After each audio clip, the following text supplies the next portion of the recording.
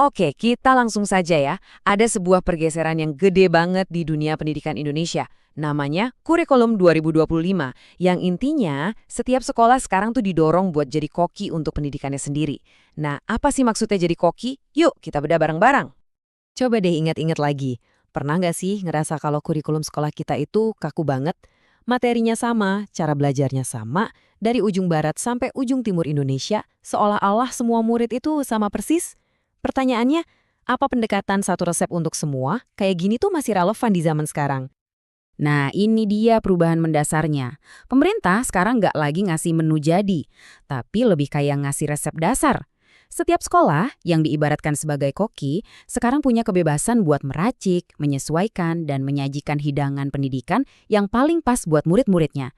Keren kan? Oke, sekarang kita coba dalami filosofinya. Sebenarnya apa sih makna di balik ide satu resep beda koki ini? Karena ini bukan sekedar ganti istilah loh.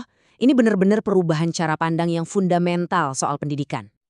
Kunci dari semuanya itu ada di konsep yang namanya Kurikulum Satuan Pendidikan atau disingkat KSP.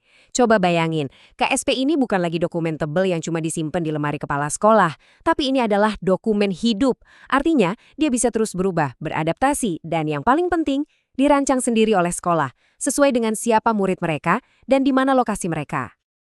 Terus gimana caranya jadi koki yang baik? Nah, panduannya ada 5 prinsip ini. Pertama, kurikulumnya harus berpusat pada murid, bukan lagi pada sistem.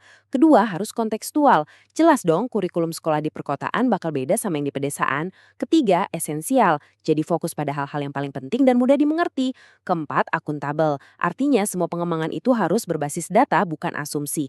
Dan terakhir, yang gak kalah penting harus melibatkan semua pihak, dari guru, orang tua, sampai komite sekolah. Baik, kalau tadi kita udah paham prinsipnya, sekarang kita masuk ke bagian yang lebih teknis. Resep dasar dari pemerintah ini punya 4 komponen wajib yang harus diracik oleh setiap sekolah. Yuk kita lihat satu persatu. Jadi 4 komponen ini ibarat fondasinya. Pertama, sekolah harus melakukan analisis karakteristik.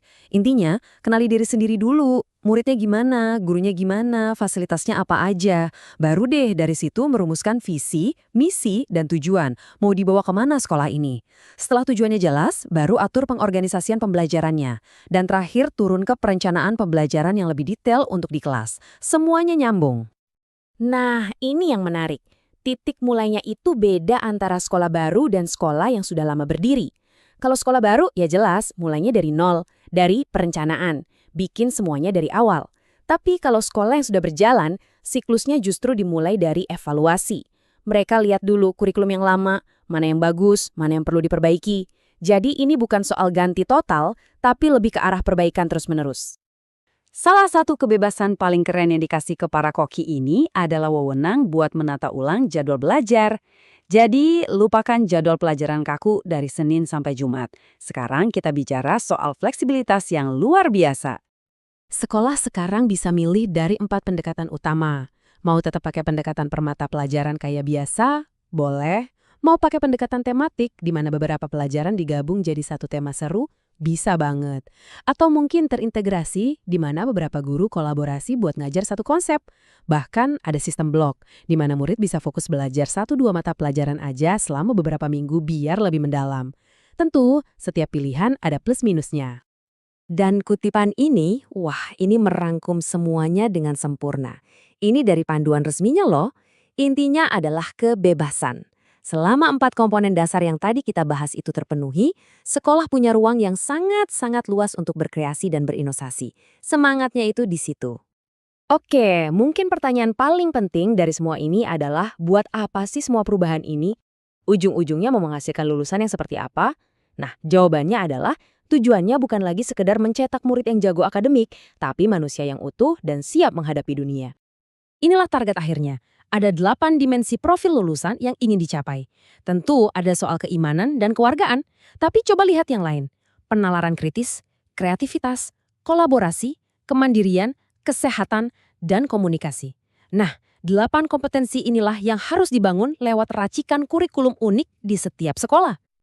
Pembahasan kita kali ini membawa kita ke sebuah pertanyaan penutup yang bikin kita mikir.